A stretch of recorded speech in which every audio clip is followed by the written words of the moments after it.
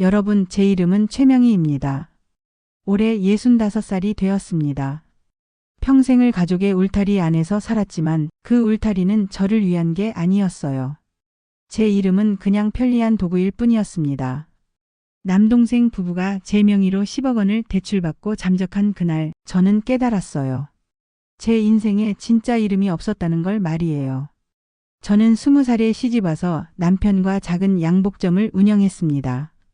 남편은 기술이 좋았고 저는 손님을 끄는 재주가 있었죠. 돈도 꽤 모았어요. 하지만 저희에겐 아이가 생기진 않았습니다. 대신 하나뿐인 남동생 명순애를 정말 살뜰히 챙겼어요. 명수가 사업을 시작할 때도 저희 부부는 아낌없이 지원했습니다. 조카들 학비와 유학비까지 다 됐으니 친부모나 다름없었죠. 남편이 10년 전 암으로 세상을 떠난 후에도 저는 작은 아파트와 남편이 남긴 가게를 물려받았어요. 그때 동생 내외가 제게 말했습니다. 누나, 이제 힘든 일 하지 말고 가게는 우리한테 맡겨. 우리가 매달 생활비 넉넉하게 챙겨줄게. 조카들이 누나 평생 모실 거야. 저는 그 말을 정말 믿었어요. 외로운 제게 유일한 가족이었거든요. 명순애는 제 인감도장과 신분증까지 가져가서 가게 명의를 이전했고 저는 매달 주는 생활비에 고마워하며 조용히 살았습니다. 그날은 조카 딸의 결혼식 날이었어요. 가장 좋은 옷을 차려입고 식장에 갔는데 가족석에는 제 자리가 없더라고요. 동생 내외는 저를 보고도 모르는 척했고 조카는 제게 눈길 한 번 주지 않았습니다. 뷔페 식당 구석에서 혼자 밥을 먹고 집으로 돌아오는데 집 앞에 빨간 압류 딱지가 붙어 있었어요. 제가 평생 살아온 집, 그리고 남편이 물려준 가게까지 모두 담보로 잡혀서 10억 원의 빚이 생긴 거였습니다. 그 길로 명수에게 전화를 걸었지만 전화기는 꺼져 있었어요. 그날 밤 저는 가족에게 버림받고 길거리로 나앉았습니다. 가슴이 찢어질 것 같았어요. 평생 남을 위해 살았는데 결국 이런 꼴이 되다니. 남편 영정 앞에서 무릎을 꿇고 울었습니다. 여보, 미안해. 내가 너무 순진했어. 우리가 그렇게 애써 모은 돈이 다 날아갔어. 하지만 죽을 수는 없었어요. 남편의 억울한 넛을 생각해서라도. 이렇게 무너질 수는 없었거든요. 세상은 정말 냉혹했습니다. 손에 쥔 건 현금 몇십만 원이 전부였고 저는 찜질방을 전전하는 신세가 되었어요. 평생 남을 위해 살아온 결과가 이거라니 억울하고 분해서 밤마다 눈물을 삼켰습니다. 하지만 포기할 수는 없었어요. 새벽 인력시장에 나가 청소 일을 하고 밤에는 식당에서 설거지를 했습니다. 60이 넘은 몸에는 너무 버거웠지만 살려면 어쩔 수 없었어요. 아줌마, 내일도 나올 수 있어?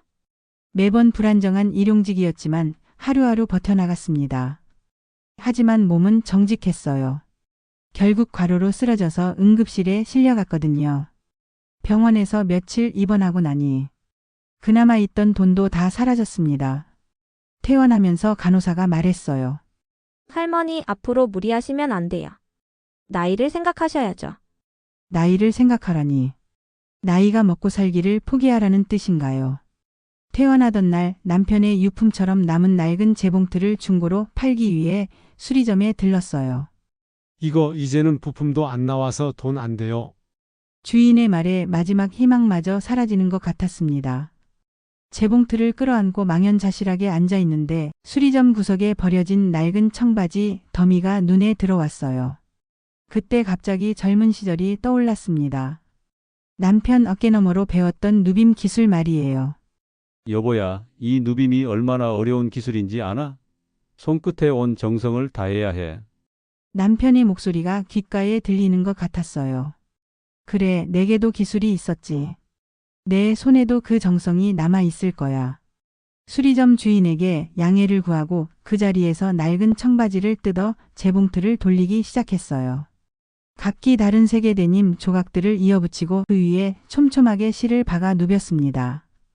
평범한 천 조각이 단단하고 멋스러운 원단으로 재탄생하더라고요. 제 손끝에서 일어나는 마법에 시간 가는 줄 몰랐어요. 어머나, 정말 신기하다. 수리점 주인도 신기해하며 구경했습니다.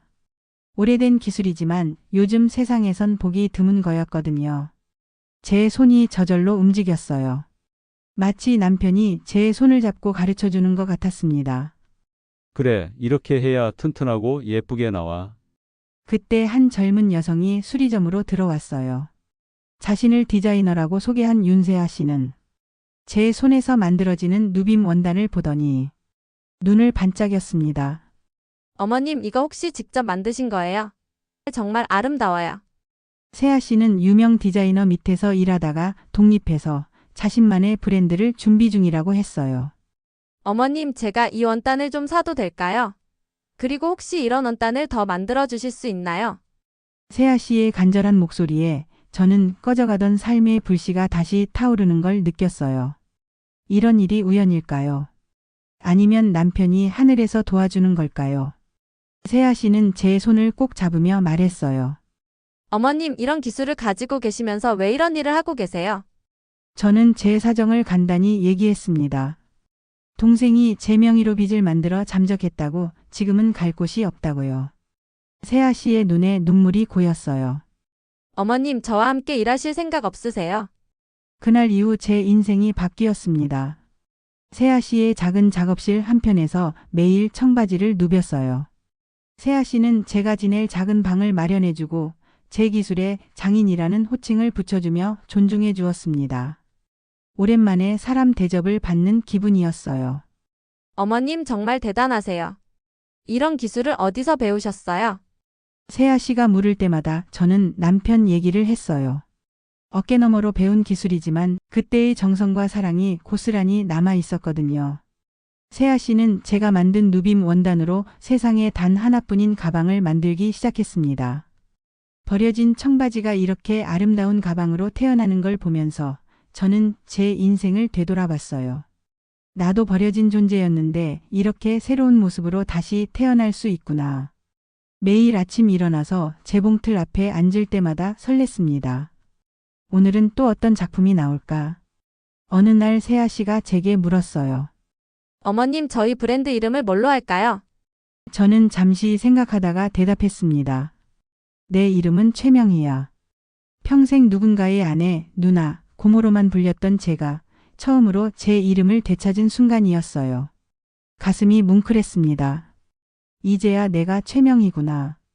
좋아요. 아틀리에 명의로 하죠. 세아 씨의 환한 미소에 제 마음도 따뜻해졌어요. 드디어 제 이름으로 된 무언가가 생긴 거예요. 남편이 살아있다면 얼마나 기뻐했을까. 여보야, 봤지? 내가 해냈어. 내 이름으로 다시 일어섰어. 아틀리에 명의의 가방은 입소문을 타면서 점점 유명해졌어요. 경력 단절 장인의 손끝에서 피어난 예술이라는 찬사를 받으며 날개 돋친 듯 팔려나갔습니다. 한정판으로 제작된 가방은 돈이 있어도 구하기 힘든 가방이 되었어요. 세아 씨는 저를 기자들에게 소개할 때마다 자랑스럽게 말했습니다. 명희 선생님은 정말 대단한 분이세요. 이 기술을 젊은 시절부터 갈고 닦으셨거든요. 선생님이라니. 평생 그런 호칭을 들어본 적이 없었는데 얼마나 기분이 좋던지요. 어느 날 유명 연예인이 우리 가방을 들고 공항에 나타났어요. 그 사진이 인터넷에 퍼지면서 아틀리에 명의는 그야말로 대박을 터뜨렸습니다. 주문이 폭주해서 몇 달씩 기다려야 하는 상황이 되었어요. 선생님, 정말 믿어지지 않아요. 우리가 이렇게까지 성공할 줄 몰랐어요. 저도 믿어지지 않았어요. 몇 달 전만 해도 찜질방을 전전하던 제가 이제는 기자들이 인터뷰를 요청하는 사람이 되었거든요. TV에도 나오고 신문에도 실렸습니다. 어려운 상황에서도 포기하지 않은 장인 정신이라는 기사를 보면서 저는 남편의 영정 사진 앞에서 말했어요. 여보 보고 있어? 나 당신 기술 헛되게 하지 않았어. 내 이름으로 다시 일어섰다고. 더 이상 빚더미에 앉은 초라한 늙은이가 아니었습니다. 제 이름이 박힌 라벨을 볼 때마다 남편의 양복점에 걸려있던 마스터 테일러 명패가 떠올랐어요. 남편도 자랑스러워할 것 같았습니다. TV와 신문에서 제 이야기가 연일 화제가 되자 그들에게서 연락이 왔어요. 저를 배신한 남동생 명수였습니다. 몇 년 만에 듣는 목소리는 떨리고 있었어요. 누나, 내가 정말 죽을 죄를 지었어. 사업이 망해서 눈이 뒤집혔나 봐. 제발 한 번만 용서해주라. 저는 차갑게 대답했습니다. 용서? 네가 나한테 한 짓을 생각하면서 그런 말을 하는 거야? 명수는 울먹이며 계속 빌었어요. 누나 정말 미안해. 내가 사람이 아니었어. 누나가 성공한 거 보니까 내가 얼마나 큰 실수를 했는지 깨달았어. 성공한 거 보니까 깨달았다고 하는 말에 정말 어처구니가 없었습니다. 만약 제가 성공하지 못했다면 지금도 나 몰라라 했을 텐데 말이에요. 며칠 후 울케가 작업실로 저를 찾아왔습니다.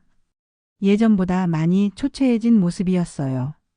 울케는 제 앞에 무릎을 꿇고 얘기했어요.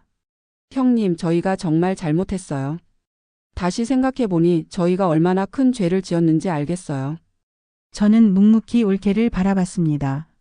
눈물을 흘리며 빌고 있지만 진심 어린 반성보다는 제 성공에 대한 시기와 절박함이 먼저 느껴졌어요. 결혼식 날 저를 없는 사람 취급했던 그 차가운 시선이 아직도 생생했거든요. 형님, 제발 저희 좀 살려주세요. 명수 오빠가 감옥 갈지도 모른다고 하네요. 올케의 목소리가 점점 커졌어요. 하지만 저는 마음이 움직이지 않았습니다. 제가 길바닥에 나앉았을 때는 연락 한 번 없더니 이제 와서 형님이라고 부르는군요. 저는 차갑게 말했어요. 너희가 나한테 했던 짓 똑똑히 기억하니? 내 이름으로 빚을 만들고 나를 길거리로 내쫓고 내 존재 자체를 지워버렸잖아. 용서? 그런 말은 너희 같은 인간들한테 쓰는 단어가 아니야. 올케는 더 큰 소리로 울기 시작했어요. 형님, 정말 죄송해요. 다시는 그런 일 없을 거예요.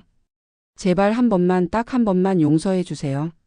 하지만 저는 이미 마음을 정했습니다. 옆에서 듣고 있던 세아 씨가 불편해할까 봐 작업실 밖으로 나가서 올케가 보는 앞에서 변호사에게 전화를 걸었어요. 네, 변호사님. 사기 및 공문서 위조로 고소 진행해 주세요. 제 동생 최명수 씨와 그 아내 말입니다. 합의는 절대 없습니다. 올케의 얼굴이 창백해졌어요. 형님, 그러시면 안 돼요. 저희 애들은 어떻게 해요? 애들? 내가 길바닥에 나앉았을 때는 조카들마저 나를 모른 척했지 않니? 저는 돌아서서 작업실 문을 굳게 닫았습니다. 올케의 울음소리가 문 너머로 들렸지만 마음을 바꿀 생각은 전혀 없었어요. 그것이 제가 할 수 있는 가장 완벽한 복수였습니다. 그들을 용서하는 게 아니라 법의 심판대에 세워서 죗값을 치르게 하는 것. 그리고 저는 제자리에서 더 눈부시게 성공해서 그들이 감히 넘볼 수조차 없는 사람이 되는 것 말이에요. 복수는 차갑게 계산해서 해야 한다고 했잖아요. 저는 이제 그들보다 훨씬 높은 곳에 있었습니다. 그 후로 저는 더욱 일에만 매달렸어요. 아틀리에 명의는 국내를 넘어 해외에서도 인정받는 브랜드가 되었습니다. 파리와 도쿄에서도 전시 요청이 들어왔어요. 선생님 정말 대단해요. 해외에서도 이렇게 인정받다니. 세아 씨도 믿어지지 않는다며 기뻐했습니다. 그리고 3년 뒤 저는 제 이름으로 된 번듯한 건물을 샀어요. 1층은 매장으로 2층은 저처럼 경력이 단절되거나 오갈 곳 없는 여성들을 위한 기술 교육 공간으로 만들었습니다. 선생님, 정말 감사해요. 덕분에 새로운 시작을 할 수 있게 됐어요. 교육생들의 고마운 인사를 들을 때마다 뿌듯했어요. 제 곁에는 이제 피를 나눈 가족보다 더 끈끈한 사람들이 있었습니다. 세아 씨와 우리 직원들, 그리고 교육생들까지. 진짜 가족은 피가 아니라 마음으로 만들어지는 거였어요. 명희 선생님, 저희가 선생님의 진짜 가족이에요. 세아 씨의 말에 가슴이 따뜻해졌습니다. 얼마 전 명수 내외는 결국 실형을 선고받았어요. 조카들이 찾아와서 무릎 꿇고 빌었지만 저는 만나주지 않았습니다. 인연을 끊어내는 건 아팠지만 썩은 가지를 쳐내지 않으면 나무 전체가 병드는 법이니까요. 이제 저는 정말 자유로웠어요. 오늘도 저는 제 아틀리에 통유리창 너머로 들어오는 햇살을 받으며 새로운 작품을 구상합니다. 남편이 남긴 낡은 재봉틀은 이제 제 인생을 새로 짓는 가장 소중한 도구가 되었어요. 여보야, 고마워.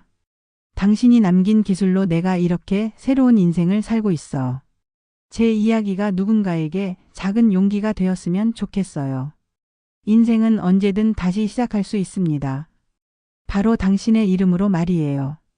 이야기가 마음에 드셨다면 구독과 좋아요로 응원 부탁드려요. 감사합니다.